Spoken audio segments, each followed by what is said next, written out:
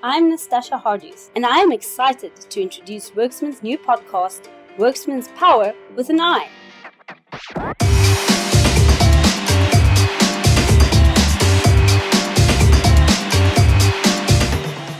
Welcome to Werksmans Power with an I, or Werksmans podcast on women in insolvency and restructuring. I am Nastasha Hardius. I have the good fortune of being a partner of Werksmans attorneys, where I practice insolvency, business rescue, and restructuring law. Werksmans, I am proud to say, is a preeminent corporate and commercial law firm in South Africa. We deliver a unique client experience, going far beyond the application of law by partnering with each client and delivering highly specialized attention, focused solutions, and the best possible outcomes for our clients. This disciplined approach has resulted in Werksmans being regarded as one of the most innovative firms in Africa and beyond. Werksmans insolvency, business rescue, and restructuring lawyers provide guidance on strategic decisions, such as the most suitable of these processes, and competently advise directors, stakeholders, employees, and creditors during all stages of these proceedings. I am where I am today in no small part due to the continued leadership, mentorship, and support of men such as Dr. Eric Levenstein, head of Werksmans Insolvency, Business Rescue, and Restructuring Practice Group, and our chair, David Hertz. But having read in the Harvard Business Review article by Judy B. Rosner that women lead not by adopting the style and habits that have proved successful for men, but by drawing on the skills and attitudes they developed from their shared experience as women, I've made it my mission, as a woman in this profession and as chair of the Southern African Network of the International Women in Insolvency and Restructuring Confederation, IWORK for short, to understand how women lead within the insolvency and restructuring space. In this podcast series, I ask different women the same set of questions to distill universal truths and personal learnings. My guest today on Werksmans Power is Jo Mitchell-Marais. Jo is a leader in and well-recognized subject matter expert on insolvency, business rescue, and restructuring. Jo has recently re-entered the advisory domain at Deloitte, armed with 19 years financial service industry experience. She is a UK Chartered Accountant by qualification and is serving as a board member of the South African Restructuring and Insolvency Practitioners Association. Jo has recently been awarded the Insol Fellow designation following the successful completion of the Insol Global Insolvency Practice course, an international cross-border insolvency qualification. But to me, personally, Jo is an understated leader whose well-thought-through counsel is valued by her clients. She conveys a steeliness of conviction that the team she surrounds herself with in any given mandate quickly understands and aspires to. Plus, I think she has about a dozen clones running around because I am in awe of what she has on her plate, how much she has accomplished, and how much she continues to accomplish. Welcome, Jo. Thank you very much, Nastasha. Thank you for having me. Before we start, I have told you that I've been up since 2 o'clock because I was so excited to have this interview with you today. I'm like a child before Christmas. But checking in with you, how are you doing? Gosh, today I'm a little nervous, I'll tell you, just in terms of recording this podcast, but feeling a lot more relaxed following your introduction. Thank you for your kind words. I think at the moment probably a little tired. It's been quite a year in our industry, a lot of ups and downs and a lot of demands. So meeting all of those can be quite exhausting. But I think the overwhelming sense I have sitting here is one of excitement. Excited for what you are doing in terms of your podcast series, excited for IWORK that you are chairing and all that means for empowering women in our profession. And excited in terms of where I think we are going as a profession overall. So, I think today I'm excited. Wonderful. I mean, I can share your experience of the ups and downs. It was a quiet start to the year, an eerily quiet start to the year, and now it's flat out all hands on deck again. Absolutely. I mean, that has been an experience that I think is not unique to South Africa. If I speak to my global colleagues, similarly, they have had a quieter start, but starting to now get busy again. But from our practice perspective in Deloitte, it's been flat out since about May. And the challenge being, I think, one of the bigger challenges we have in South Africa is there isn't a lot of skills in the market. So it does require that there's a lot of pressure put on the team to deliver. And in our profession, you really want to make sure that you are giving it your all for your clients. There's a lot at stake. So it does mean that the hours are long, but ultimately it's worth it. So in circumstances where there's a dearth of resources, skilled resources, so to speak, what would you describe or how would you describe your leadership qualities? So for me, understanding that it's unlikely you're going to get somebody who has all of the necessary industry experience. I've always recruited on connection and attitude. If there is a connection with an individual and you can see that light turn on when you start talking about what you do and why you do it, what your purpose is, that for me is something that I believe in. And you can train, you can teach anybody what we do, but you have to have somebody who really wants to be a part of this profession, who gets it, who understands it's not going to be the easiest road, but ultimately what I call my North Star in terms of, why am I here? And in a country like South Africa where we have such high unemployment, the opportunity to save a job, for me, I've always said saving a job is cheaper than creating a job. We should, most of our efforts should be focused on saving the jobs that we have. If you can see that connection spark within an individual, then I'm prepared to put all of my efforts and energy into transferring those skills and training somebody and giving them the opportunity, showing them everything that they can be in this profession. And then how would you define success? It's a very difficult question. For me, success is not, I suppose, a binary. It's not, you're not suddenly successful. My team will tell you that I am always saying we celebrate all of the successes, whether they be small or big, along a journey of a client, because it is a situation, we find ourselves in situations where things are up and down. So I make sure that we celebrate all of our successes. So what is success to me? It's, as I say, I find it hard to articulate.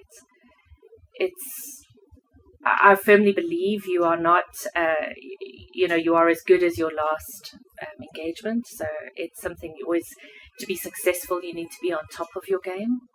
And there's a lot of challenges in that when you're dealing with a lot of matters and making sure that you're delivering quality to all of your clients. So for me, do I consider myself successful? Have I achieved everything I want to achieve? Yes and no.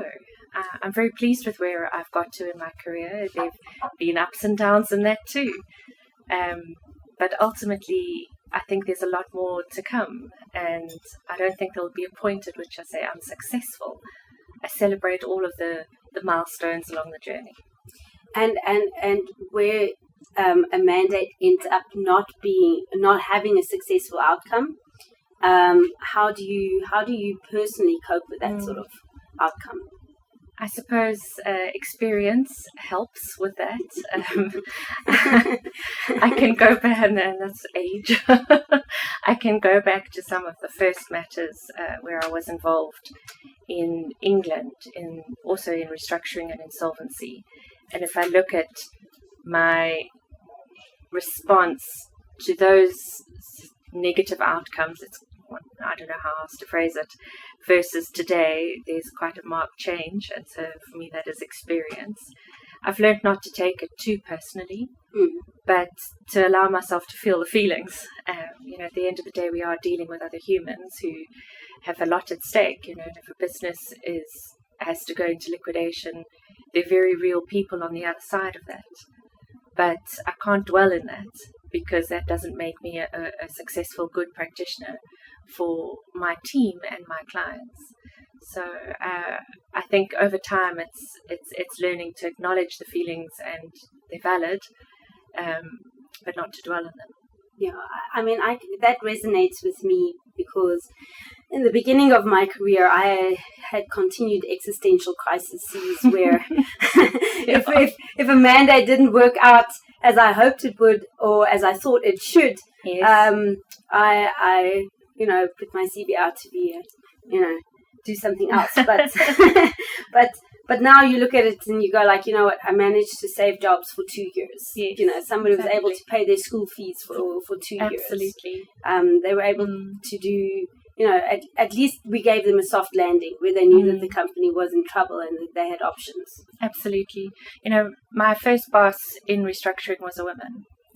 And I remember going to her after I think it was my first engagement, and I had to make a workforce redundant. I was just a junior. And I said to her, I don't think I can do this. And she said to me, Jo, the first time I had to do it, I drew myself a bubble bath, I poured myself a whiskey, and I had a good cry. And she said, you can do the same, you must find your own way to cope.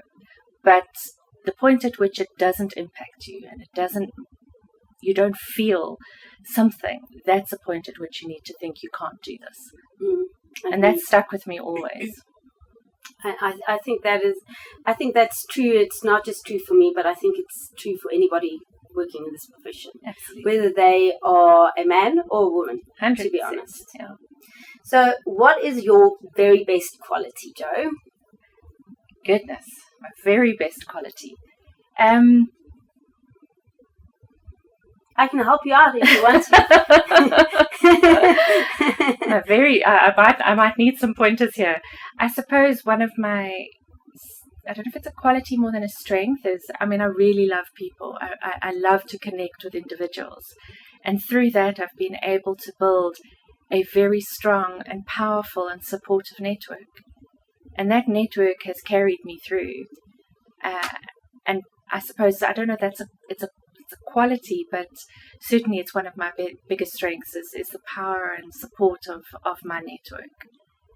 Maybe just while I've been talking, also brain working, I firmly believe, and it's taken time. It's that experience again, sort of looking at a younger Jo in the restructuring profession and who I am now, being very comfortable with who I am, and making sure that authenticity shows through. I'm not going to change who I am to fit a certain situation. What you see in the boardroom is the Jo that you'll see in the shopping centre. I know how to adapt in terms of a situation, but it's that authenticity that I think is probably a good quality. And I, having dealt with you on a few occasions, I think that authenticity also speaks to your ethics. I mean, you are not going to be someone that says and does something that's not aligned with your strategic goal and purpose and what you believe will be the best for your team and your clients. And I think more authenticity is a good thing. Absolutely. That sort of ethical integrity, that for me is, it goes without saying. It's everything to me. Reputation is everything. So I firmly believe that integrity for me is doing the right thing even when no one is watching. I don't know who said that, but that really resonates with me.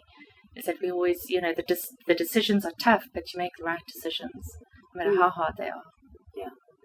You mentioned that one of your stronger qualities is your love for people and your strong network. You don't strike me as an extrovert, though. I'm not. And I'm sure if my team listen to this, they'll know what I'm about to say next. I've had to learn. I've had to learn to come out of my shell, because I am actually an introvert. I'm very shy. But I've had to, I don't know at what point in my career I worked out that I needed to talk to people. I had a lot to offer, and no one was going to listen unless I was going to speak. Mm. And so it took a lot. And I remember also someone saying to me, there's no growth that happens in your comfort zone, Jo.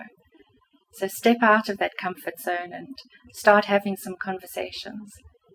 And actually, I think it was 2011 or 2012, I was asked to speak at the Saripa conference for the first time. And, I did not want to do that. But I forced myself to, because I thought that would be a way, again, how do I get my voice out into the market? I had been working in the UK for 7 years, most of which had been spent in restructuring. I had come back to South Africa, still working with predominantly in the UK. I had a lot of experience in terms of administration, which is so similar to business rescue. So I felt I had a lot to offer, but nobody was listening. Mm. And I forced myself to participate in that conference, and I haven't looked back. I read in the Harvard Business Review, sometimes I go down a Google rabbit hole and then I land on these very interesting pages, and it was, why are there not enough women leaders? And they said that there is a confidence gap, and the confidence gap arises in the way that women approach promotion of themselves, not just promotion within an organization. Whereas a man will go, I actually have enough experience to wing it. We have to be sure as women that we have all the credentials, all the successes behind our names before we'll step up. And that then leads to a confidence gap. Mm-hmm. And I love how you say that you had to define it within yourself to be like, I actually have something to say, so now I'm going to say it. No, and just what you're saying now, I remember applying for a position at one of our banks, and I read the requirements, the qualifications that were needed, and they were predominantly legal, but speaking to business rescue. And I thought to myself, I can do that. I don't have the BALLB, and I don't have the legal experience, but practically what they're asking for, I can do. And I didn't even tell my husband I applied for that job. But let me just apply and see what happens. And I flew up to Joburg for the interview, still hadn't told him that I had applied for the job. And on my way back to Cape Town in the airport, got a phone call to say, we want to make you an offer. And I'd only been married for 5 weeks. So I had a lot of explaining to do that weekend. To say, well, now we're moving to Joburg. But it didn't, Chem, he was very supportive of me. But essentially, I saw the advert and thought, I can do this. I might not meet every single criteria, but again, I've got something to offer here. And I think if there's one thing that I would like our women listeners to take away is this, like, you've got it. You've got it in the bag. Just give it a go. Absolutely. What have you got to lose? Exactly. And what do you have to lose? Yeah. And for me, the way it ended out was completely not what I expected. I certainly didn't expect a job offer. But I thought the process was going to be quite interesting, and let me just see.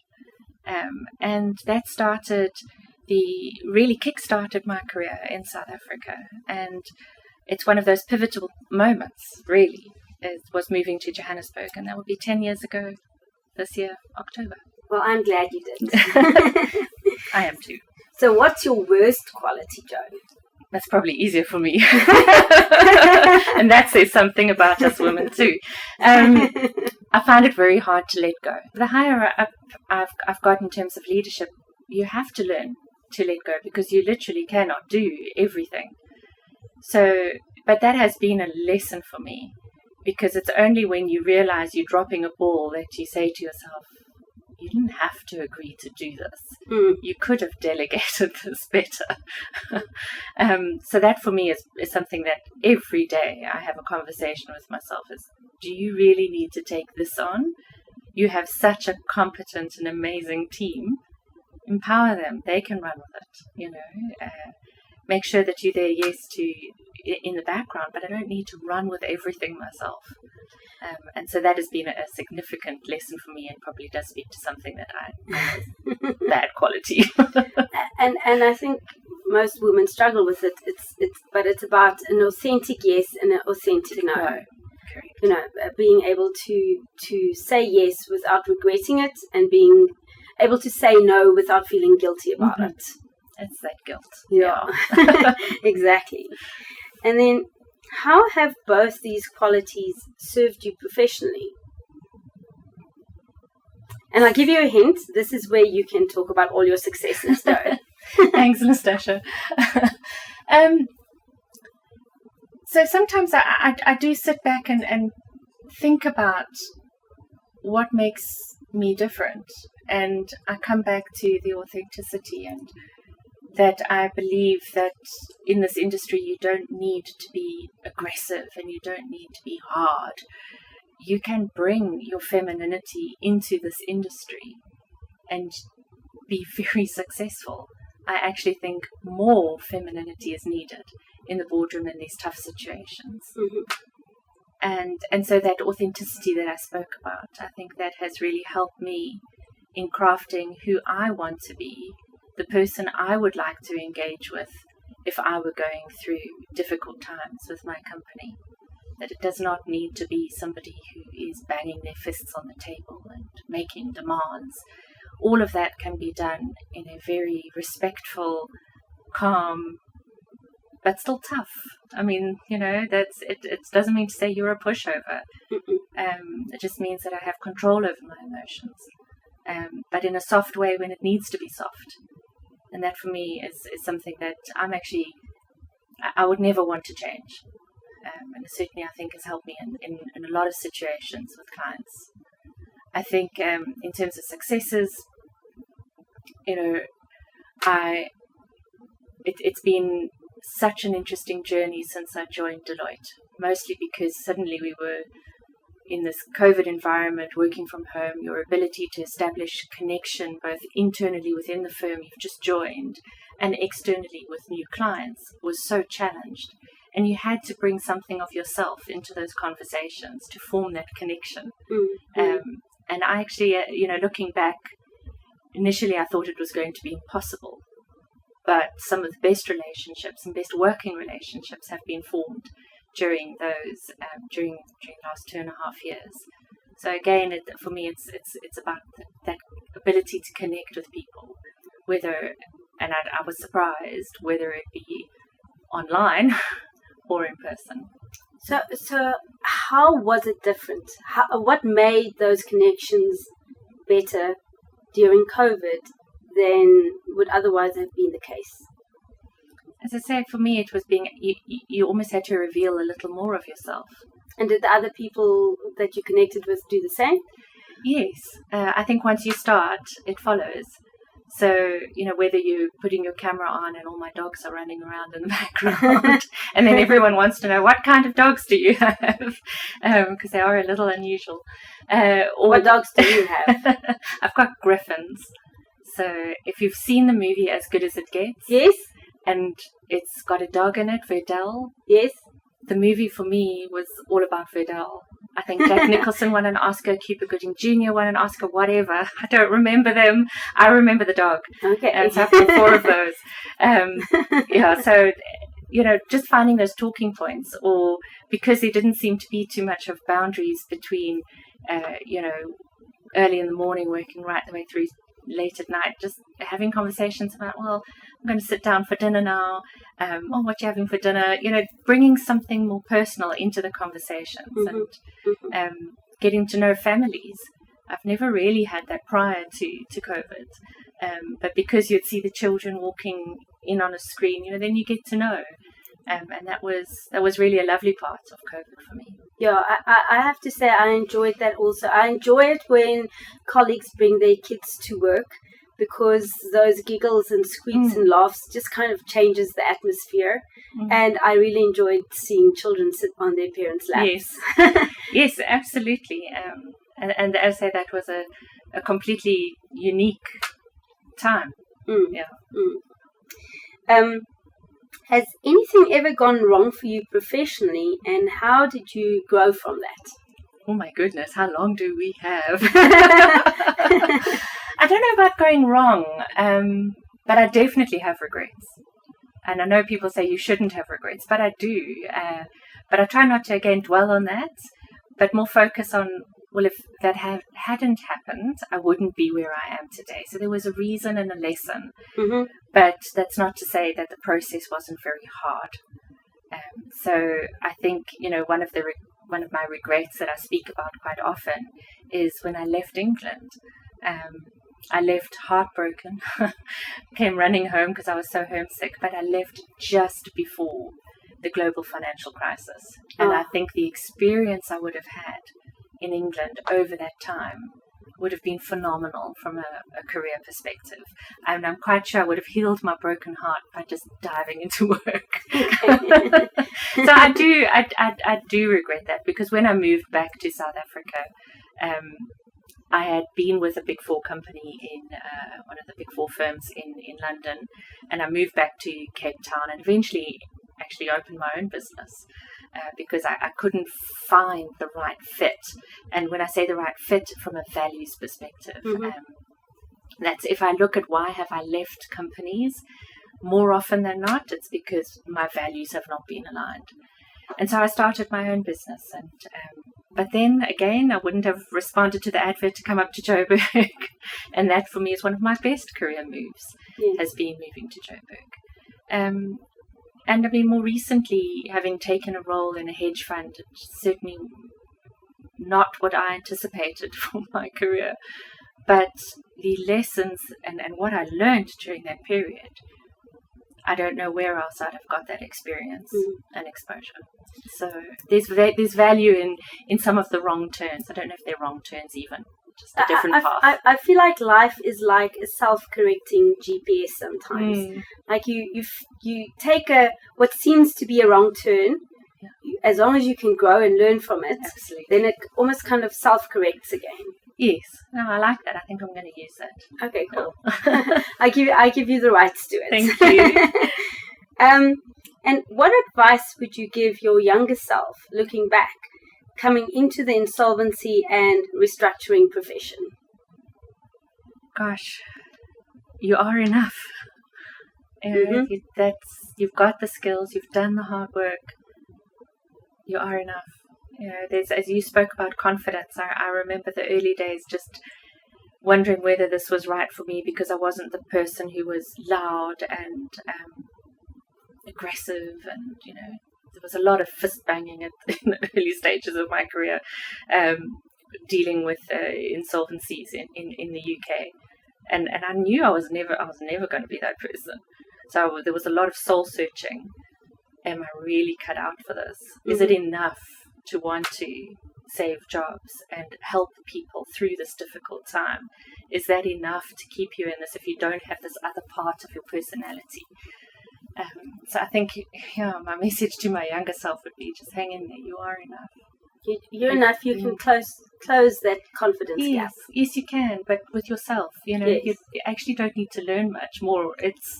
It's about bringing your authentic self to the table, and there's space for you. 100%. Thank you, Jo. It's been a delight having this interview with you. I am Nastasha, and you have been listening to Werksmans Power with an I. To keep up with Werksmans Power episodes, subscribe on Apple Podcast and follow Werksmans on LinkedIn, Facebook, and Twitter for updates. Werksmans Attorneys. Keep us close.